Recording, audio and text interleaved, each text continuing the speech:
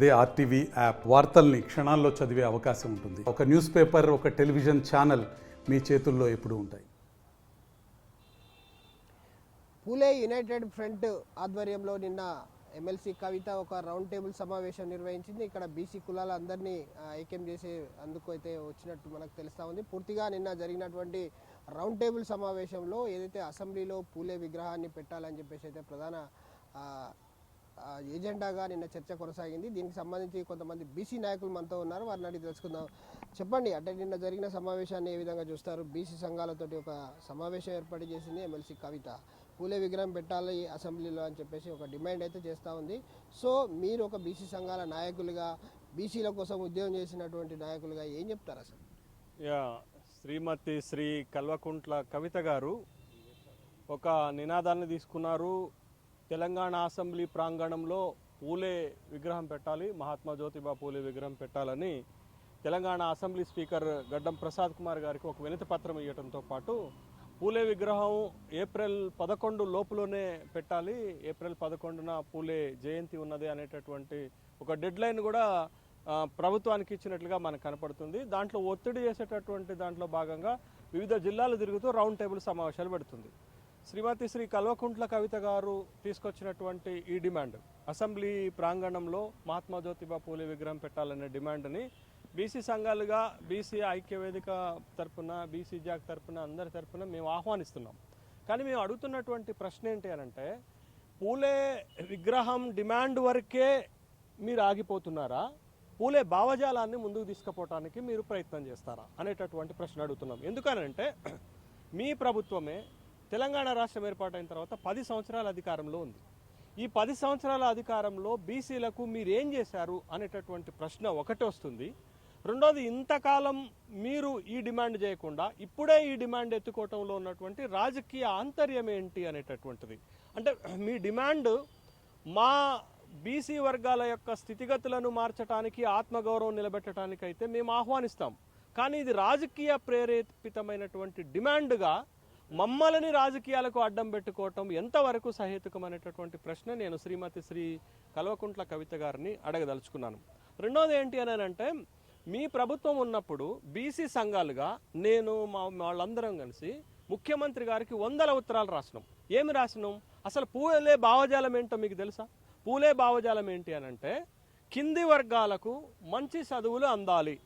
1848లోనే మహాత్మా జ్యోతిబా పూలే, సావిత్రిబాయి పూలే ఇద్దరు ఏ వర్గాలైతే చదువుకు దూరంగా ఉన్నాయో ఆ వర్గాల కోసం పాఠశాలలు పెట్టి 50 పాఠశాలలు నడిపినటువంటి అది స్ఫూర్తి, అది భావజాలం అంటే.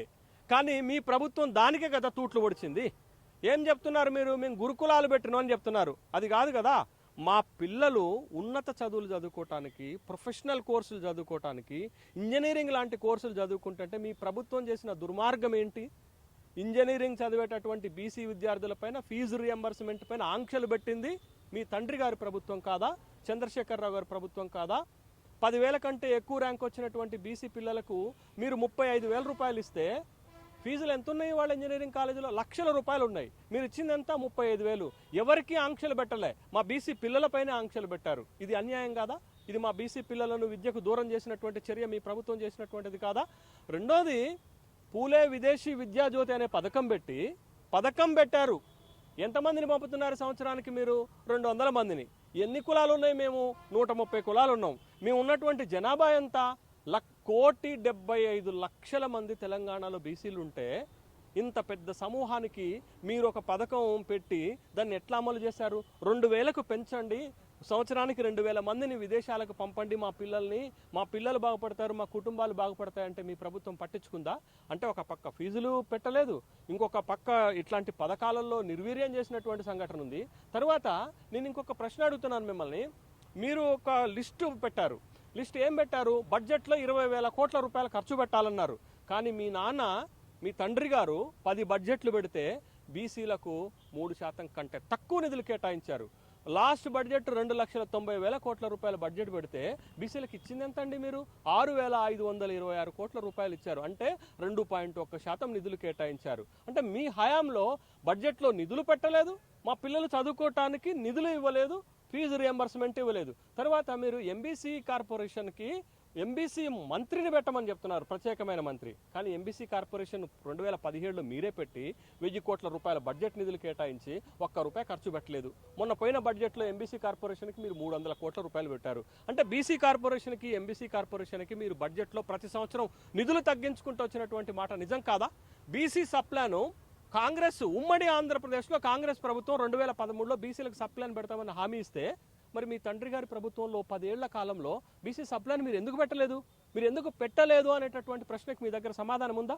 బీసీ సంఘాలుగా మేము అనేక సందర్భాల్లో మీకు రిప్రజెంటేషన్ ఇచ్చినాం, బీసీ సప్లాన్ పెట్టండి అని అడిగాం. కానీ బీసీ సప్లాన్ పెట్టారా? ఇవాళ వచ్చేసి మీరు ఇది అజెండా అనేటటువంటి కాంగ్రెస్ ప్రభుత్వం పైన వచ్చేసి మీరు ఈ డిమాండ్లు పెట్టడం అంటే రాజకీయ ప్రేరేపితమైనటువంటి అంశాలుగా చూడకుండా ఎట్లా చూడాలా? మీరు ఒక ప్రతిపక్ష నాయకురాలుగా ఇంతవరకు అధికారంలోకి రానటువంటి వ్యక్తిగా డిమాండ్ చేస్తున్నారు. మీరు ఏమని చెప్తున్నారు? మహిళా బిల్లు కోసం నేను పోరాడనని చెప్తున్నారు. 2014 నుంచి 2019 వరకు మీరు మెంబర్ ఆఫ్ పార్లమెంట్గా ఉన్నప్పుడు ఒక్కరోజు కూడా ఫ్లోర్లో మీరు మహిళా బిల్లు కోసం మాట్లాడలేదు. మరి ఇవాళ మీరు మహిళా బిల్లు రాబోతుందని తెలుసుకొని మీరు ఢిల్లీలో ధర్నా చేసి నేను మహిళా బిల్లు కోసం పోరాడనని చెప్తున్నారు. ఇప్పుడు కూడా కాంగ్రెస్ ప్రభుత్వం వచ్చిన తర్వాత ఏం చేశారు? కాంగ్రెస్ ప్రభుత్వం రాంగులోనే మీ నాన్న ఉన్నటువంటి ప్రగతి భవన్కి ప్రజాభవన్ మహాత్మా జ్యోతిబా పూలే ప్రజాభవన్ పెట్టారు. రేపు అసెంబ్లీలో కూడా విగ్రహం పెడతారని మీరు ముందస్తుగా ఈ డిమాండ్ చేశామని మేము ఎందుకు భావించకూడదు అనేటటువంటి ప్రశ్న అడుగుతున్నారు. కాంగ్రెస్ పార్టీ ఎన్నికలు జరుగుతున్నటువంటి సమయంలో బీసీ డిక్లరేషన్ ఇస్తే మీరేం హామీ ఇచ్చారు బీసీలకి? కాంగ్రెస్ పార్టీ డిక్లరేషన్ చేసింది. ఆ డిక్లరేషన్ కనుక అమలు చేయకపోతే మేము కాంగ్రెస్ పార్టీని కూడా ప్రశ్నిస్తాం. కానీ మీరు బీసీ సమూహాలను బీసీ సమస్యలను అడ్డం పెట్టుకొని రాజకీయం చేయాలనుకోవటమే దుర్మార్గం అనేటటువంటి విషయాన్ని చెప్తున్నాను. ఇప్పటికే ఇవాళ ప్రభుత్వాల దృష్టిలో, ప్రభుత్వాల బడ్జెట్లో, ప్రభుత్వాల ప్రయారిటీస్లో, ప్రభుత్వ పథకాలలో బీసీలకు అన్యాయం జరుగుతుందని మేము పోరాటం చేస్తుంటే కులగణన గురించి నువ్వు మాట్లాడుతున్నావు. కులగణన గురించి ఇప్పుడు ఎందుకు మాట్లాడుతున్నావు? బీహార్లో కులగణన జరుగుతున్నప్పుడు మీ నాన్న ముఖ్యమంత్రిగా ఉన్నారు. మరి బీహార్ మోడల్ని తీసుకొని మీ నాన్న ఎందుకు ఇక్కడ కులగణన చేయలేదు? ఆ రోజు ఎందుకు అడగలేదు? నేను ఆ ప్రభుత్వాన్ని అడగలేదు కాబట్టి ఆ ప్రభుత్వం పెట్టలేదు. ఈ ప్రభుత్వాన్ని సూటిగా అడుగుతున్నాను, సుత్తి లేకుండా విగ్రహం పెట్టరా అని ఇప్పుడు అడుగుతున్నావు మేము. కానీ మేము గతం నుంచి పోరాటం చేసినటువంటి వాళ్ళం. రాజకీయ ప్రేరేపితమైనటువంటి మీ దృష్టిని మేము ప్రశ్నిస్తున్నాం. రాజకీయ కోసం మా వర్గాలను వాడుకోవటాన్ని మేము ప్రశ్నిస్తున్నాం. ఇవాళ మీ వెనకాలండి బీసీ నాయకులు అని చెప్పుకుంటున్నటువంటి వాళ్ళకి నేను సూటిగా ఒక ప్రశ్న అడుగుతున్నాను. ఇదే గట్టు రామచంద్రరావుని అడుగుతున్నాను, ఇదే వి ప్రకాష్ని అడుగుతున్నాను, ఆమె వెనకాల వరంగల్లో సభ పెట్టినటువంటి వాళ్ళని అడుగుతున్నాను. ఎన్నడన్నా బీసీ ఉద్యమాల్లో మీరు వచ్చారా? ఎన్నడన్నా మాతో కలిసి నడిచారా? అనేక బీసీ ఉద్యమాలు చేశాం, అనేక సమస్యలపైన బీసీల కోసం పోరాడాం. వీళ్ళు ఎన్నడన్నా బీసీల గురించి మాట్లాడారా? టీఆర్ఎస్ ప్రభుత్వం అధికారంలో ఉన్న 10 ఏళ్ళు కవిత వెనకాల ఇవాళ తిరుగుతున్నటువంటి వాళ్ళు మాట్లాడలేదు. వీళ్ళంతా కూడా రాజకీయం కోసం బీసీలను వాడుకొని బీసీలను ఏం చేయాలనుకుంటున్నారు మీరు అనేటటువంటి ప్రశ్న తలెత్తుతుంది. కాబట్టి మీ డిమాండ్ సహేతుకమే, మీ డిమాండ్ మంచిదే, మీ డిమాండ్ బీసీల ఆత్మగౌరవాన్ని పెంచేదే. కానీ రాజకీయ ప్రేరేపితమైనటువంటి కుట్ర, రాజకీయ ప్రేరేపితమైనటువంటి కోణాన్ని మేము ప్రశ్నిస్తున్నాం. మీ ప్రభుత్వము బీసీలకు అన్యాయం చేసిందని నేను ప్రశ్నిస్తున్నాను. ఏ విషయాల్లో అన్యాయం చేస్తుందో నేను చర్చకు సిద్ధంగా ఉన్నాను. మీరే హత్య చేస్తారు, మీరే సంతాప సభ పెడతారా? ఇవాళ మీ 10 సంవత్సరాల పరిపాలనా కాలంలో బీసీలను మీరు హత్య చేశారు. ఇవాళ మీరే వచ్చి సంతాప సభ పెడతామంటే ఒప్పుకుంటామా? ఇవాళ బీసీ పూలే విగ్రహం అసెంబ్లీ ప్రాంగణంలో పెట్టాలనే డిమాండ్ మంచిదే అయినప్పటికీ కూడా మీ ప్రభుత్వం బీసీలను హత్య చేసి ఇవాళ సంతాప సభలు పెడతాము, మేము పూలే విగ్రహంతోటే ఆగటం కాదు, పూలే భావజాలాన్ని తీసుకెళ్లాలా. నేను ఒక్క వరంగల్ జిల్లాలో 14 పూలే విగ్రహాలు పెట్టినవాడిగా చెప్తున్నాను. మీరెన్నడూ కూడా మా డిమాండ్స్ని పరిగణలోకే తీసుకోలేదు బీఆర్ఎస్ ప్రభుత్వం. ఇవాళ కాంగ్రెస్ ప్రభుత్వము బీసీ డిక్లరేషన్ ఇచ్చింది. ఆ డిక్లరేషన్లో కొన్ని అంశాలు చెప్పారు. ప్రతి బడ్జెట్లో 20,000 కోట్ల రూపాయలు ప్రతి సంవత్సరం ఖర్చు పెడతామని చెప్పారు. బీసీ పిల్లలందరికీ కూడా ఫీజు రియంబర్స్మెంట్ ఇస్తామని చెప్పారు. బీసీ పిల్లలను విదేశాలకు పంపడానికి ఆ సంఖ్యను పెంచుతామని చెప్పారు. బీసీ సప్లాన్కి కట్టుబడి ఉన్నామని చెప్పారు.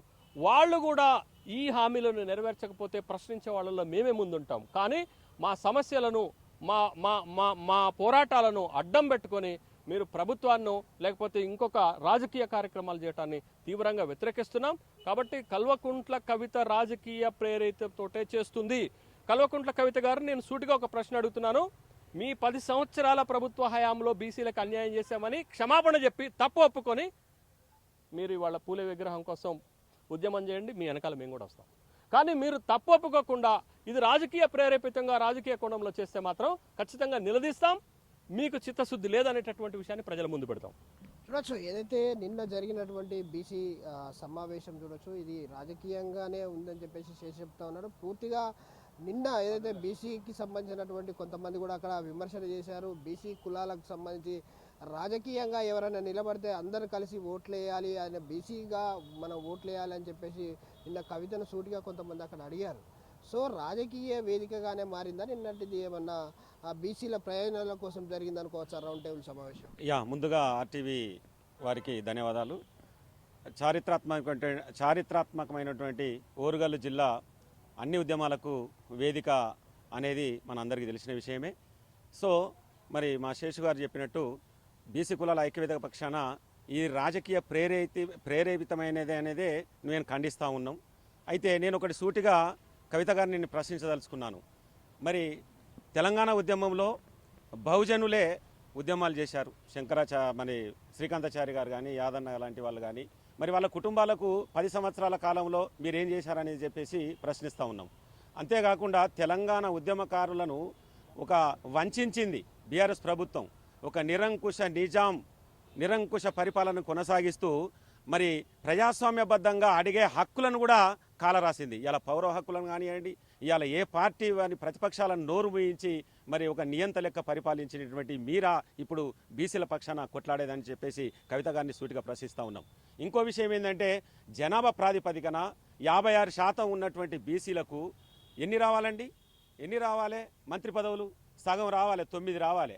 మీ ప్రభుత్వంలో 2 పర్యాయాలు 14 నుంచి వెళ్ళి 18 వరకు జరిగినటువంటి మీ ప్రభుత్వంలో మరి 4 ఇచ్చారు బీసీలకు. 4 ఇచ్చిన దాంట్లో మరి ఈటల రాజేందర్ను మధ్యలోనే తీసేయడం జరిగింది. మరి మీరు 50% వాటా అనేది ఇప్పుడు మీ డిమాండ్ మరి తెరపైకి తీసుకొస్తున్నారు కదా.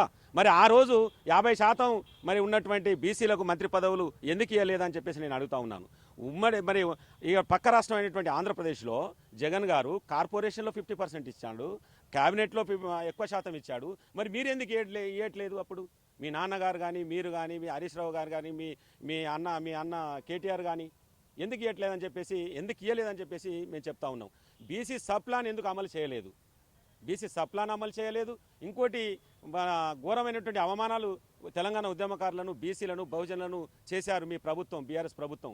దీని ఉదాహరణ తీసుకుంటే ఈటల రాజేందర్ గారిని వాళ్ళ ఆర్థిక మంత్రిగా ఉన్నప్పుడు ఇదే ప్రగతి భవన్లో సమీక్ష సమావేశం నిర్వహిస్తే 3 గంటలు గేటు బయట ఈటల రాజేందర్ గారిని నిలబెట్టినటువంటి ఒక చరిత్ర మీ నాన్నగారిది, కేసీఆర్ గారిది అని చెప్పేసి మరి ఇప్పుడు మేము విమర్శిస్తూ ఉన్నాం. అంతేకాకుండా సాంస్కృతిక ఉద్యమ విప్లవ వీరుడు తెలంగాణ రావడానికి అనేకటువంటి మరి యావత్ తెలంగాణ 4.5 కోట్ల ప్రజల గొంతుకై పాడినటువంటి గద్దర్ గారిని, కీర్తిశేషులు విప్లవకారుడు గద్దర్ గారిని మీరు కలుద్దామని చెప్పేసి, సీఎం గారిని కలిసి బాధలు చెప్పుదామని చెప్పేసి, తెలంగాణ ప్రజల యాస గోస చెప్పుదామని చెప్పేసి మరి మీరు అపాయింట్మెంట్ అడిగితే 3 గంటలు నిలబెట్టారే. 3 గంటలు నిలబెట్టారు గద్దర్ గారిని. మరి అప్పుడేడు వేయింది? నువ్వు నీ మంత్రులనే కలవలేదు. మీ నాన్న సీఎం కేసీఆర్ నియంతగా మీ పార్టీ మంత్రులనే కలవనీయకుండా వంచిండు. ఎమ్మెల్యేలను కలవనీయలేదు, బీసీలను సబ్ ప్లాన్ పెట్టలేదు, బీసీలకు 5,000 కోట్ల బడ్జెటే పెట్టారు ఆ బడ్జెట్ సమావేశాల్లో. ఇప్పుడు కాంగ్రెస్ గవర్నమెంట్ నూతనంగా కొలువైన తర్వాత ప్రజా దర్బార్ పేరు మీద గ్రామ సభలు పెట్టి అక్కడ ప్రగతి భవన్ను మరి జ్యోతిరావు పూలే ఒక ప్రజాభవన్గా మార్చినటువంటి ఘనత రేవంత్ రెడ్డి గారికి. దాన్ని ఆహ్వానిస్తూ ఉన్నాం. ఇటీవలనే క్యాబినెట్లో కులగణన చేయాలని మరి సీఎం రేవంత్ రెడ్డి గారు కులగణన చేస్తామని చెప్పేసి 42% రిజర్వేషన్లకు బీసీలకు కల్పిస్తానని చెప్పేసి లోకల్ బాడీలో లబ్ధి పొందినాకనే మరి బీసీలకు న్యాయం జరుగుతుందనే సదుద్దేశంతో ఇవాళ రేవంత్ రెడ్డి గారు ముందుకు పోతా ఉన్నారు. మరి ముందుకు పోతున్నటువంటి క్రమంలో ఒక రాజకీయ కుట్రతోటి ఈరోజు నువ్వు జిల్లాలు తిరుక్కుంటా ఈ బీసీలను ఆ రోజు బతుకమ్మను చారిత్రాత్మకమైనటువంటి తెలంగాణలో మరి చారిత్రక నేపథ్యం కలిగినటువంటి స్త్రీలు పాటలు పాడుకునేటువంటి బతుకమ్మలను హైజాక్ చేశావు. బతుకమ్మ లెక్క నీ పేరు కూడా వచ్చింది, బతుకమ్మ కవితక్క అని. మరి ఈరోజు బీసీలను హైజాక్ చేస్తూ ఉన్నావు, బీసీ ఉద్యమాలను హైజాక్ చేస్తూ ఉన్నావు అని చెప్పేసి నేను విమర్శిస్తూ ఉన్నాను. మీరెవరు? అసలు నీకు ఏ అర్హత ఉన్నది? 0.4% ఉన్నటువంటి మీ వెలమ కులానికి చెందినటువంటి కవితక్క 56% ఉన్నటువంటి బీసీలకు తెలియదా ఉద్యమాలు చేసేది? నెల రోజులు కాలేదు కాంగ్రెస్ గవర్నమెంట్ ఏర్పడి 6 గ్యారెంటీలు అమలు పరచడంలో రేవంత్ రెడ్డి ఫుల్ సక్సెస్ అవుతా ఉన్నారని చెప్పి మేము భావిస్తూ ఉన్నాం. ఇది వారు మా బీసీలకు అన్యాయం జరిగితే రేవంత్ రెడ్డి గారిని కూడా కాంగ్రెస్ ప్రభుత్వాన్ని కూడా ప్రశ్నించే గొంతుకలైతాం. తెలంగాణ ఉద్యమంలో సకల జనులు సమ్మె చేస్తేనే తెలంగాణ సాధించుకున్నాం. సంబంధ వర్గాల కోసం ఉద్యమాలు చేసేదానికి ఎన్నో ఏళ్లుగా మేము పోరాటం చేస్తూనే ఉన్నాం. ఇది రాజకీయ కుట్రగా మేము అభివర్ణిస్తూ ఉన్నాం. ఫస్ట్ నువ్వు క్షమాపణ చెప్పాలి. ఫస్ట్ బీసీలకు క్షమాపణ చెప్పి బీసీ ఉద్యమాన్ని హైజాక్ చేయకండి. మాకు తెలుసు బీసీ ఉద్యమం బీసీలకు అన్యాయం జరిగితే రేవంత్ రెడ్డి గారి మీద పైన ప్రభుత్వం పైన కూడా ప్రశ్నించేటువంటి గొంతుకలు అవుతామని చెప్పేసి మేము కవితక్కకు సూటిగా ప్రశ్నిస్తున్నాం. చూడొచ్చు, ఏదైతే బీసీ సంఘాలను మరిచినటువంటి నేతలు దాదాపు 10 సంవత్సరాలు అధికారంలో ఉన్నారు. వాళ్ళు పూలే విగ్రహాన్ని పెట్టాలి, కానీ ఈ కాంగ్రెస్ ప్రభుత్వం వచ్చిన తర్వాత ఏప్రిల్ 11న పూలే విగ్రహం ఏర్పాటు చేయాలన్న కవిత ఆ విషయాన్ని మేము స్వాగతిస్తున్నామని చెప్పేసి బీసీ సంఘాలు చెప్తున్నప్పటికీ బీసీ సప్లాన్ విషయంలో కానీ బడ్జెట్ విషయంలో కానీ దాదాపు 200 కోట్లు బీసీలకు కేటాయించాలని చెప్పేసి నిన్న సన్నాయి నొక్కులు నొక్కుతున్నటువంటి కవితకు సూటిగా ప్రశ్నిస్తూ ఉన్నారు. మీ నాన్న 10 సంవత్సరాలు ఏరారు, 10 సార్లు బీసీ బడ్జెట్ పెట్టారు. 10 సార్లు పెట్టినటువంటి బడ్జెట్లో కేవలం 3% మాత్రమే బడ్జెట్లో కేటాయింపులు జరిగాయి బీసీలకు. అంటే బీసీలను పూర్తిగా చంపేశారు. మీరు చంపేసి సంతాప సభలు నిర్వహిస్తున్నారు. ఇది మీకు తగదు. దయచేసి బీసీ సంఘాల నాయకులను బీసీ సంఘాలను మీరు హైజాక్ చేయొద్దు అని చెప్పేసి అయితే బీసీ సంఘ నేతలు చెప్తా ఉన్నారు. కెమెరామెన్ రాల్తో విజయసాగర్, RTV న్యూస్, వరంగల్. మరిన్ని వీడియోస్ కోసం ఛానల్ ని సబ్స్క్రైబ్ చేయండి. లేటెస్ట్ అప్డేట్స్ కోసం వాట్సాప్ ఛానల్ ని ఫాలో చేయండి. అండ్ లింక్ డిస్క్రిప్షన్ లో ఉంది.